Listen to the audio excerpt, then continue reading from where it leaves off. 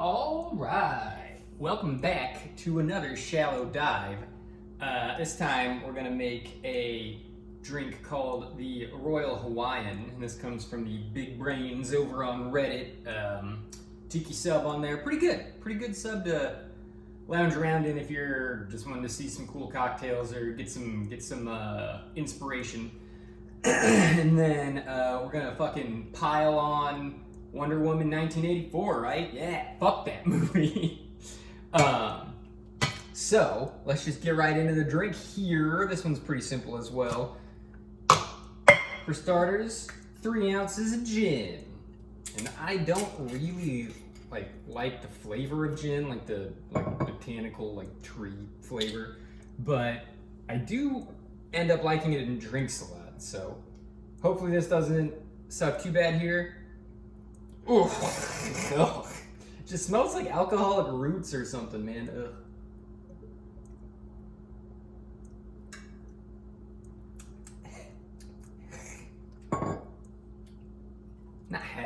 Now, really, honestly, not the worst thing.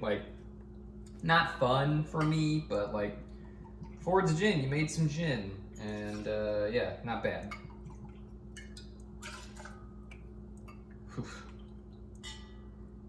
Two of those were a little low, so let's just, and that was a little high. Sure, bam, we'll call that good. Probably just ruined my evening by making the drink too ginny, but 2 ounces pineapple juice, and I'm committing a tiki sin here. I'm shattering my non-existent tiki cred by using juice from a jug and not fresh, but I don't know. Keeping fresh pineapple juice on hand, not as easy. We're not there yet. Maybe we'll get there someday, you know? Maybe just a snippet more. Try and even out that gin-tastrophe I did. And then 1 ounce lime juice. I like that it's 3, 2, 1 for the ingredients and amount of ounces. And then for the final ingredient, orgeat syrup, half an ounce. So easy downward trend there to follow when building out your drink.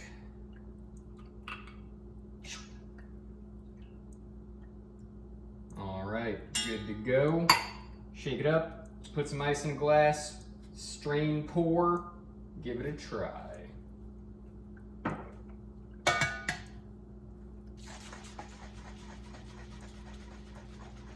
And we've got a modest tiki glass collection. We've got 8, I think. And I was thinking as a gimmick, ooh, pick a new glass every time. But it's cool to see what the color of the drink looks like. So I think I'll probably just usually use the old see-through pineapple. And ice it up, of course. Which the mouth on this isn't very big, so all this is gonna go to the floor. But who really cares? Melts, dries, Eugene will lick some of it up, all good. So there we go, now we get the color. Ooh, a nice, beige, an off yellow color here. All right. What? There. Straw time.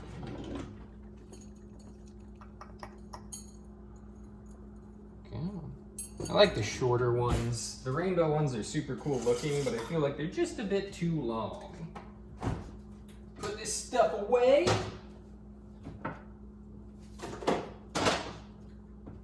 All right, main event time. Let's give her a go.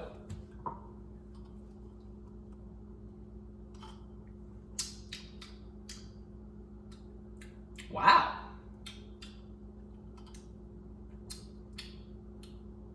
Okay, no. You get the gin in the end. For a second, I was 3 ounces of gin, and I taste no gin, but it's definitely there. It comes in the end. And pretty much just a rich pineapple flavor before that. The pineapple and the orgeat are coming together to make like a rich, sweet, fruity flavor.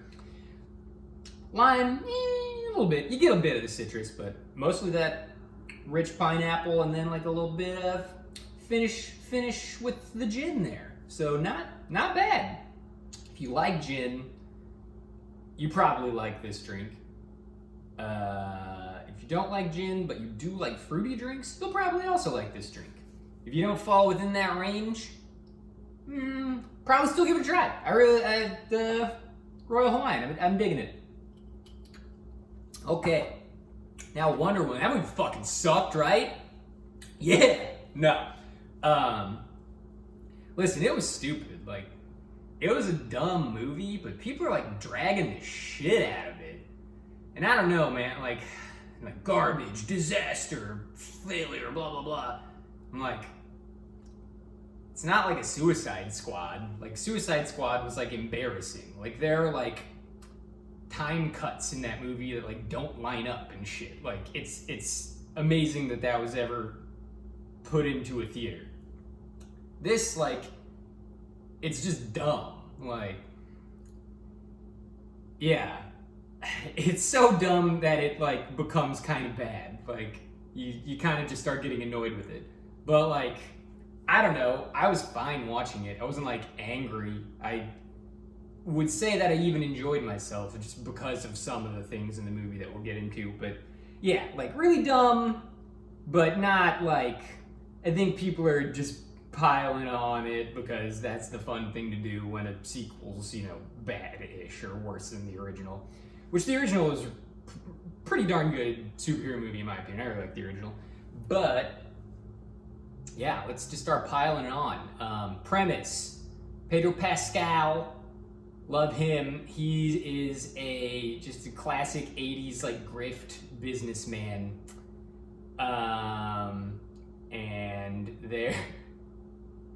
And there's a stone that, okay, so fuck.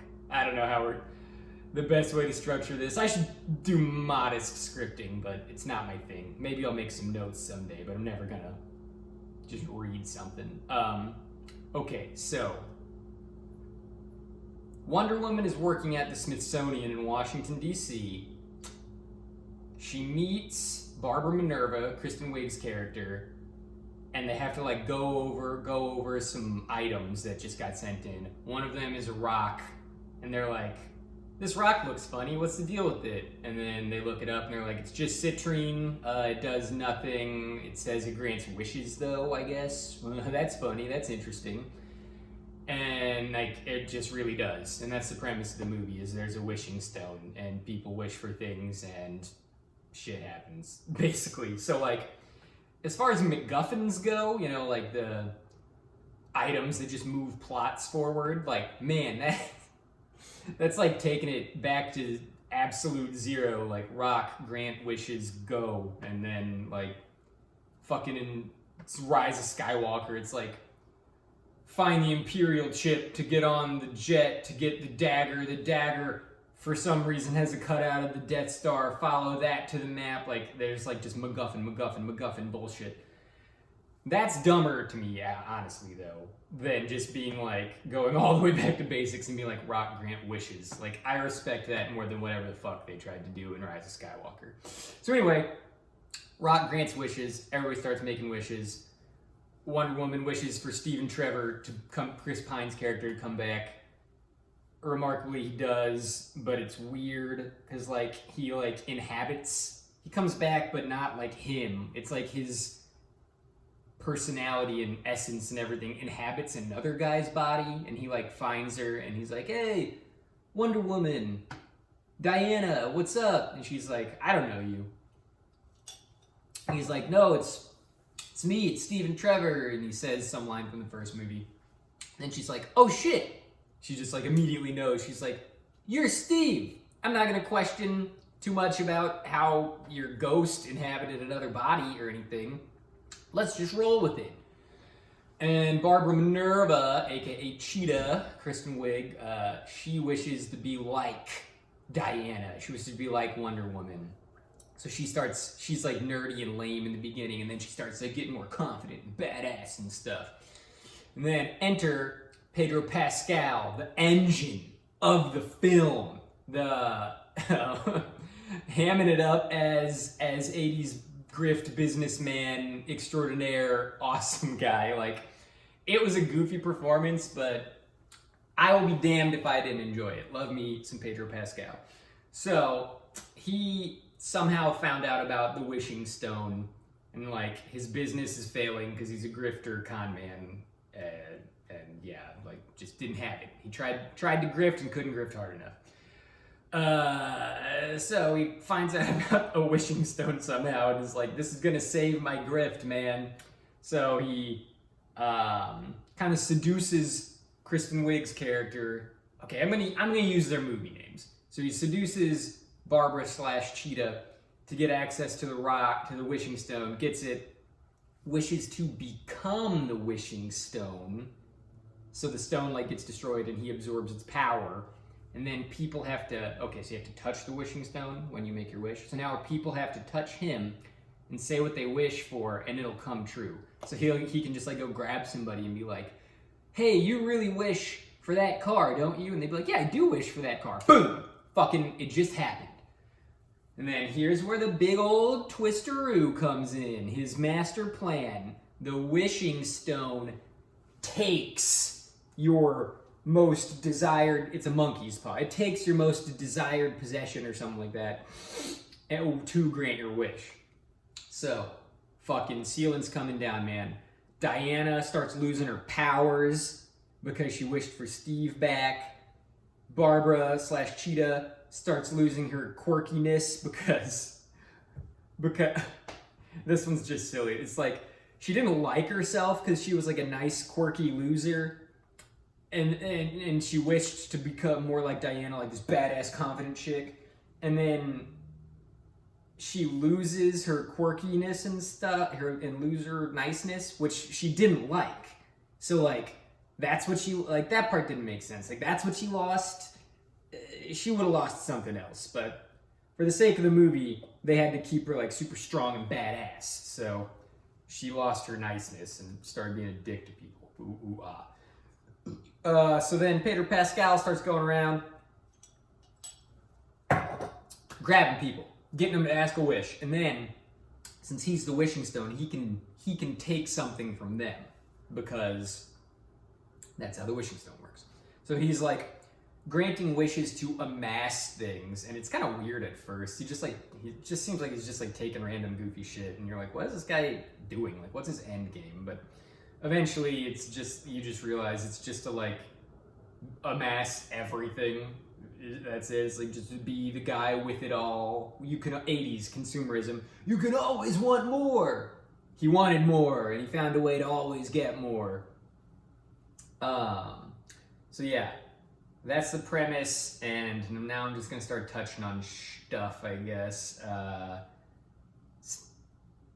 Steven Trevor comes back as possessed man, and he and Diana just like start hanging out and doing stuff like, ooh man, still love each other, still couldn't forget each other after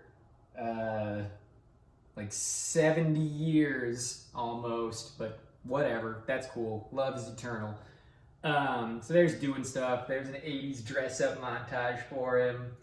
They start trying to figure out what's going on with this wishing stone. And it's a role reversal now because in the first movie, Diana was fish out of water, like, oh, I lived my whole life on Themyscira or whatever their secret island is, and now I'm in the real world. What is all this? And then it's Steve was in hell or wherever the hell he was for 70 years, and now his last memories of Earth are the 1910s. And now it's the 1980s, and he's like, whoa, what's this? What's that? Oh my gosh. What's data? What's digital and all this stupid stuff? But despite that, at one point in time, they need to fly across the ocean to Egypt. And he like hears that planes can do that now. He's like, wait, planes can fly all the way to Egypt from Washington, D.C. without stopping? That's incredible. If we just gotta go to Egypt, let's just go to Egypt. And she's like, yeah, okay, let's go steal a plane. So they go to the Smithsonian, and there's like planes, because it's the Smithsonian, they collectors stuff. And they just like sneak onto some tarmac by it, and there's a jet. And despite me thinking this jet is probably like some sort of like museum piece or, something for people to go see, nah, apparently it's like totally loaded up, ready to rock jet. And Steve's like, I'll fly us to Egypt. And like, I get that the principles of flight haven't really changed. Lift, you gotta have more air under your wings and stuff. But like, I really don't think someone whose last experience was 70 years ago flying a one-engine biplane at like 80 miles an hour could just like get in a jet after living a day in the 80s. Could just get in a jet and be like, okay, yeah, flipping the switches, hitting the buttons, that's a throttle, let's go! Like, kind of unbelievable there. And then also, I don't think fighter jets can go from Washington, D.C. to Egypt, but like, maybe they can, but probably not. I mean, mid-air refueling, aircraft carriers, all that stuff, that all exists because fighter jets and, smaller operations and stuff are limited range, but that was dumb. Let's see, what else? Pedro's out there stealing people, or Pedro, I didn't even say his name, I'm going by movie names. He's Max Lord. And apparently in like the comics, he's actually like kind of got some psychic powers. He can like command people to do things, which is more badass than like wish stealer or granter man, but whatever, put your own twist on things.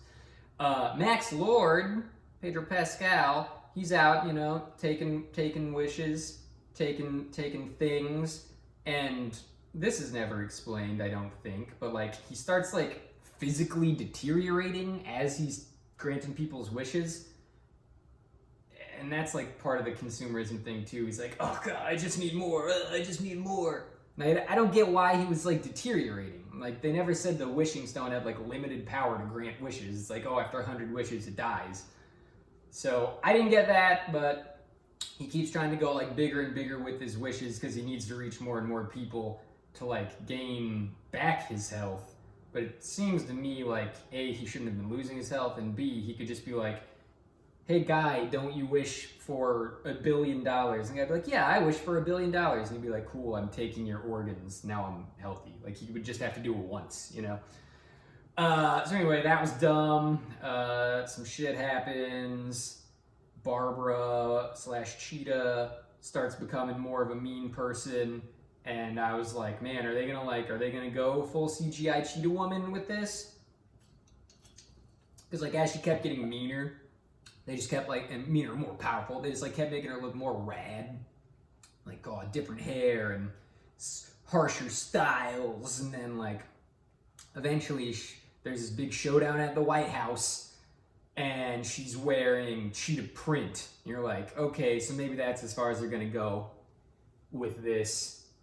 But no, in the end, every superhero film must have CGI explosion mega fight, and they do it, and she looks pretty fucking terrible.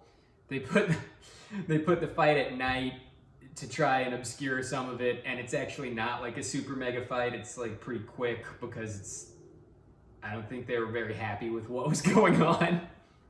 So, yeah. That was dumb. And then, since Diana was losing her powers, she had to... God damn it. I'm all over the place, but so is this movie. To get what you lost back, you can renounce your wish. So Diana was like, Barbara's too strong, she won't renounce her wish. I'm getting weaker, I need to renounce my wish, but my wish was Steve. Oh my God, I fucking love Steve. So they have their like heartfelt goodbye. She renounces her wish, and then she just starts jumping in the air really high because she's got her powers back. She's like going to the Mega Cheetah showdown, and she like hooks her lasso of truth onto a plane, starts flying with the plane, and then she lets go with the lasso and remembers this thing Steve said about like the dynamics of flight, and she's a human, not a plane, but she just puts her arms out and listens to Steve be like, you know, it's air, it's under the wings and stuff. And then she just knows how to fly despite not being a plane. But I know, like, eventually in the comics, Wonder Woman got like the ability to fly. So I'm not mad at the fact that I'm not mad at all. I just thought it was silly how they introduced flight. Like I said, everything in this movie is just dumb. It's not like, you shouldn't be like pissed off at this movie, because most superhero movies are pretty dumb. But yeah. So she announces her wish. She learns to fly. She goes to Cheetah, beats her in a showdown. And Cheetah and Max Lord, they're working together at this point in time. So she beats Cheetah. She approaches Max Lord. Max Lord is doing this crazy thing where there's a particle device that can like hack every screen on the planet and broadcast to it. So he's like, oh, it's particles? So it's like they're touching me because they have to touch me for me to grant their wish. So you're saying I can reach everybody in front of a screen on Earth at one time with this device? It's like I'll be able to grant everybody's wish and take from them all at once. But like, again, it doesn't really make sense because they're not touching him. It's just particles. So it's like, I mean, we're all touching the same air. Does that work? Can you just like, yeah, I hope you get where I'm going with that. The particle thing was also dumb. Just a lot of dumb stuff. But Diana kind of hijacks his broadcast and with her whip of truth and tells everybody like, wishing for stuff bad, you can never have it all. All you can have is the truth, because the message of the movie is basically like truth conquers all. She just says a bunch of like devoid of intelligence but pro-truth stuff, and that convinces everybody to denounce their wishes. And Pedro Pascal or Max Lord eventually denounces his own wish, and it's all over. And everybody, the truth won, and Diana won, and dumb movie's over.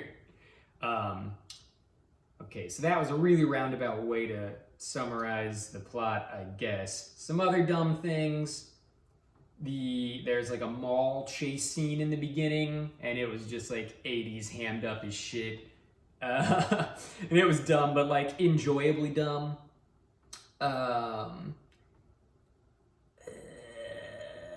Fuck, I had one. I'll just go through the action scenes. And then there's an action scene on like on a road in Egypt where they see Max Lord driving by in this convoy, and they're like, well, let's get him.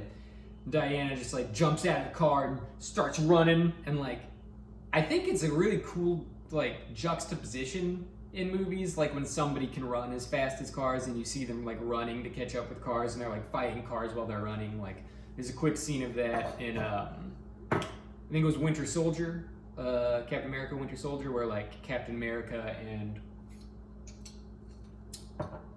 Black Panther are running on the road. Like, that looked really cool, and the CGI was actually pretty good. This, not very good looking. Everything looks kind of choppy and dumb. Man, I'm saying dumb a lot. Everything looks kind of choppy and stupid. But the scene itself was fine. Like, I liked the action. But yeah, just poor effect work kind of throughout the whole film. But like Diana, okay, so she starts losing her powers, and in that scene she's like trying to push cars, but she can't quite push them as well. And like, they wanted it to kind of be a big thing that she was losing her powers, but it never really was. Like, she was always able to accomplish what she needed to accomplish until she fought Cheetah for the first time, and she couldn't do it. So that's why she had to renounce the wish and everything to go fight Cheetah when she was in her ultimate cat form.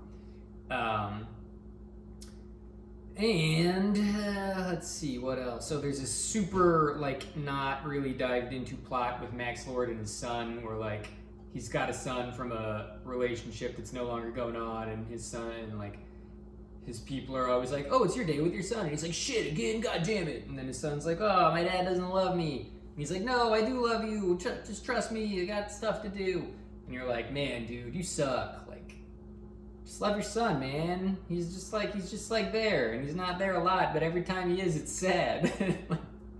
But in the end, he renounces his wish and like finds his son. Like I said, he renounces his wish, and then after that, he finds his son. It's because of his son that he renounces his wish. He's like, fuck, like I got obsessed with power, and I basically almost let my kid fucking die. So he goes off to be a good daddy. So that was cool. And like, that's it. Just like, movie over. He finds his son. Movie over. There's a stinger about having the original Wonder Woman come back as like a badass Amazonian. Don't really care. Man.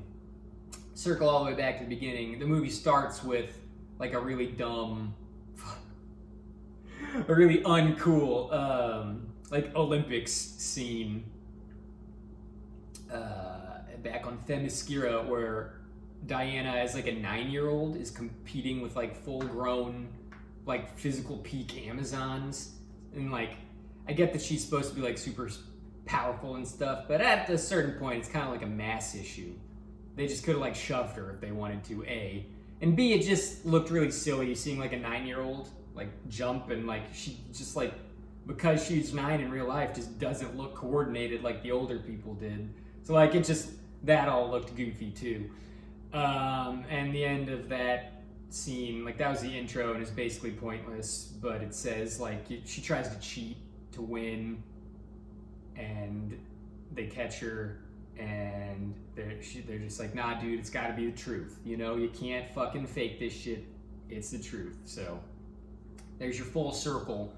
Truth in the beginning, truth in the ending, bunch of dumb stuff in the middle.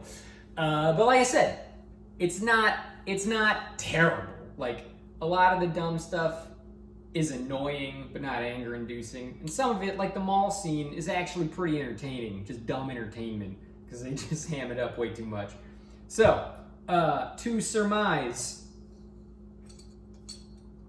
Royal Hawaiian. Good fruity pineapple-y gin drink. Wonder Woman. Not Suicide Squad. Stop trying to fucking call it like that terrible, but really stupid. Definitely nothing to be like excited about. And kind of just another like, oh cool, yeah, the DC expanded universe, I guess, is still trying, and I guess I still don't care. So, thanks for tuning in, and yeah, I don't know. Probably gonna go play some games, and I hope everybody has a really fucking awesome day.